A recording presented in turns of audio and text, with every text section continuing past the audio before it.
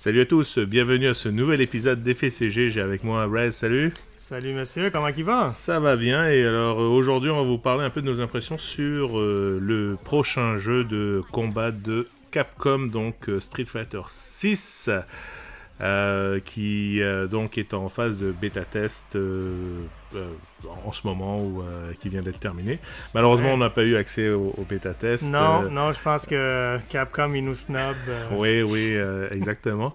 Mais on voulait quand même vous faire part de nos impressions, étant donné que ça va être vraiment le prochain jeu, je dirais next-gen, pour les consoles actuelles. Ouais. On va vous parler un peu de nos impressions positives et quelles aussi des choses qui nous tracassent un petit peu. Donc, Rez, toi, dans l'ensemble, au niveau du jeu, parlons un peu Ouais. de l'esthétique, ça te dit Ben, quoi?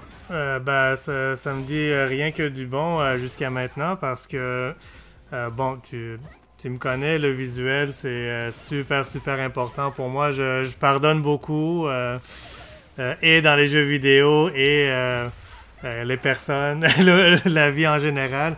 Quand les apparences, quand l'esthétique est on point, ben, je peux pardonner certains défauts. Donc, juste les graphiques du jeu sont incroyables jusqu'à maintenant, ce que j'ai vu.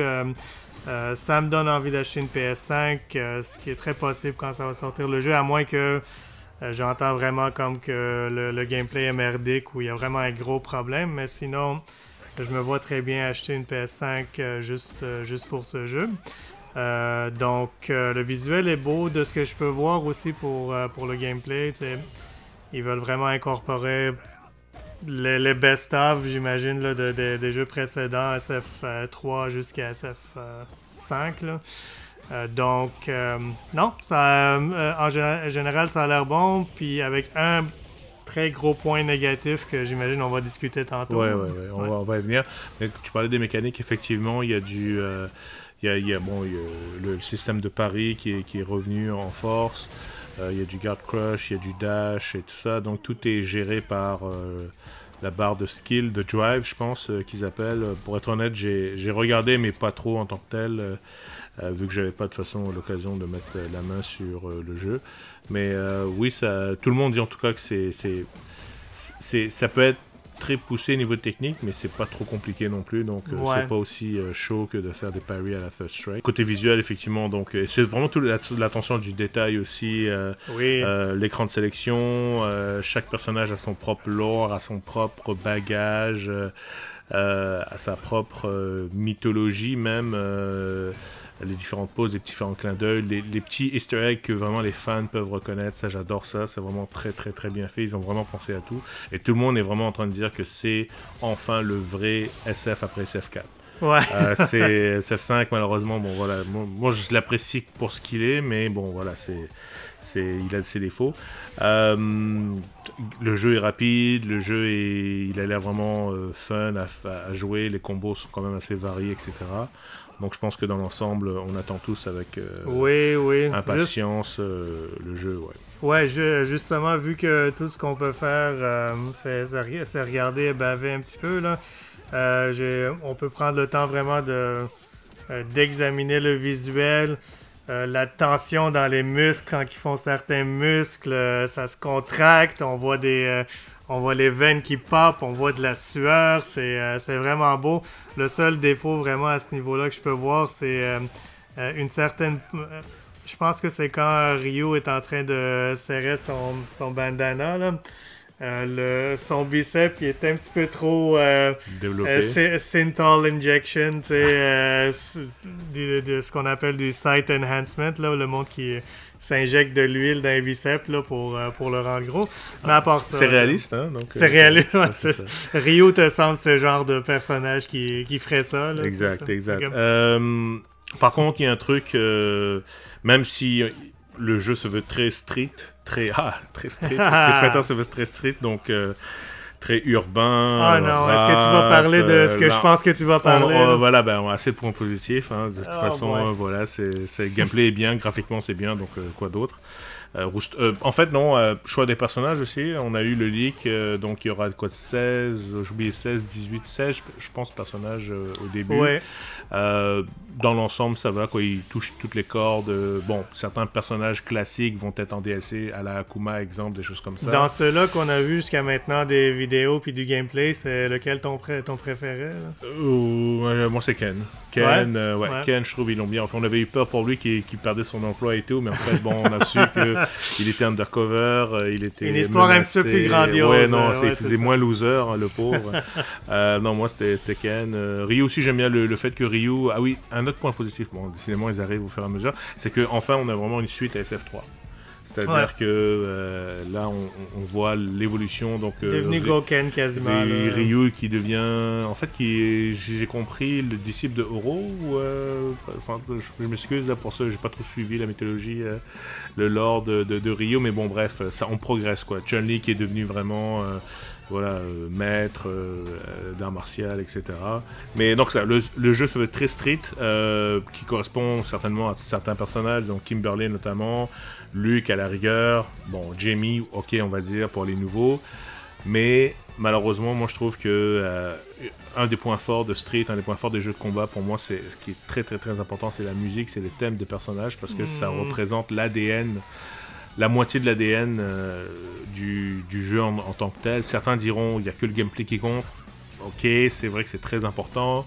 Après ça vient le graphisme, mais pour moi la musique c'est vraiment, c'est ce qui est le plus important. Autant que exemple Mario, tu peux pas avoir un Mario sans le thème de Mario, Zelda, etc.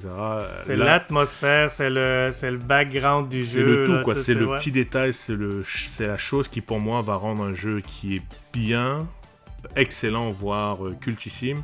Et là, vraiment, franchement, il rate complètement la cible, dans le sens où je comprends encore une fois qu'on veut avoir un thème de type street un peu, mais là, c'est dégueulasse, quoi. Avant de faire la vidéo, on s'est juste borné vraiment à être le plus objectif possible, c'est d'écouter les thèmes qui sont sortis jusqu'à présent, et ils étaient tous aussi à chier les uns que les autres. Ouais, ça nous a triggeré plus que... C'était dégueulasse. On se demandait c'est qui a fait la musique. On aurait pu demander à un AI de prendre plein de trucs de street et de faire ça. C'est générique, et le terme en anglais c'est overproduced. Là. C'est vraiment comme... Ils essaient trop de mettre du polish, puis du moderne, puis comme plein de petits sons par-ci, par-là, au point où ça n'a aucune identité. Il y a les thèmes qui sont plus iconiques là, de SF2 puis d'autres jeux. Un des tests, je trouve, c'est est-ce que tu es capable de le chanter, de le hummer juste avec des ta-ta-ta, puis tu sais, juste avec un son ou avec comme une note à la fois sur un clavier ou quelque chose. Si t'es capable de faire ça, good. Je vois pas comment tu pourrais faire ça avec les tracks de SF6. Et je pense que c'est toi qui disais ça tantôt. Prends comme le track de, je sais pas moi, Kimberly ou quelqu'un, là, puis dis-moi que c'est la musique de Ken ou c'est la musique de...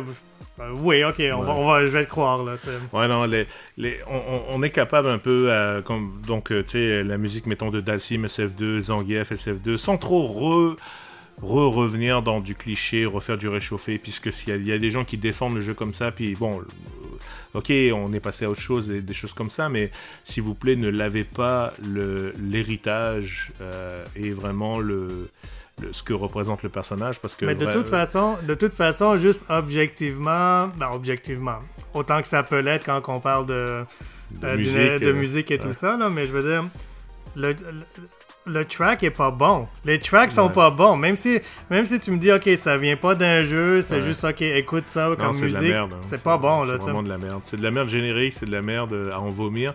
Et vraiment, à tous ceux qui disent que, fermez vos gueules, les vieux, là, retournez à SF2 et tout, si Capcom met un pack thème classique à 20 balles, 20 euros, des choses comme ça, ça va vendre beaucoup. Mais c'est sûr qu'ils ont fait de la merde juste pour pouvoir vendre le pack, pour au fond que ton jeu de SF, au lieu de qu'il te coûte, parce que maintenant le SF va se vendre quoi, à 70-80$, mais il va te coûter 100 quoi. Ça, moi ça va me coûter plus 700-800$. Bah ouais, c'est ça.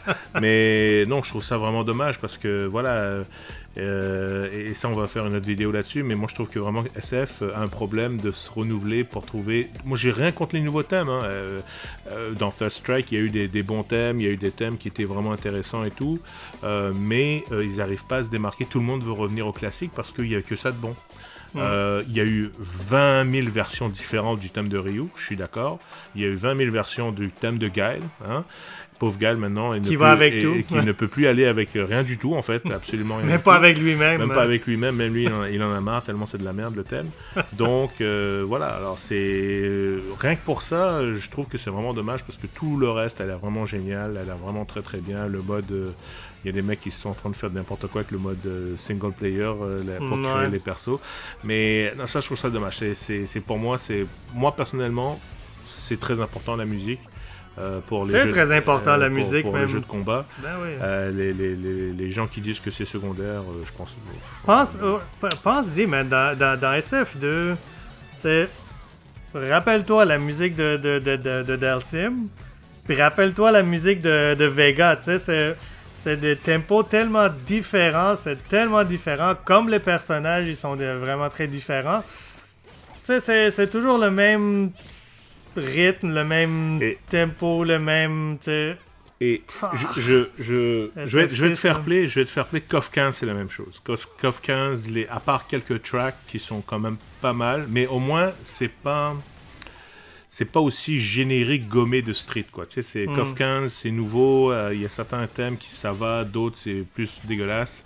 C'est ça, la musique et les jeux pour nous c'est super important, on fera peut-être un ranking, éventuellement. Donc non, sinon bon, SF6, ça reste même un jeu de combat. Au pire de toute façon, on va couper les musiques, on va mettre Spotify, on va mettre les autres thèmes classiques. Alors vous aussi dites-nous ce que vous en pensez, ou si vous allez jouer SF6. Un des derniers trucs, c'est que oui, effectivement, s'il vous plaît, écrivez ça et dites-nous ce que vous pensez aussi. Comment simplifier, on n'en a pas parlé. Débat, mais bon, est-ce que c'est négatif? Est-ce que c'est vraiment simplifier la chose? Est-ce que faire un ultrasonic boom avec juste triangle ou arrière triangle ou bas triangle, est-ce que c'est quelque chose qu'on a besoin? Donc voilà, dites-nous tout, et sur ce, on vous dit à la prochaine. Ciao! Ciao tout le monde!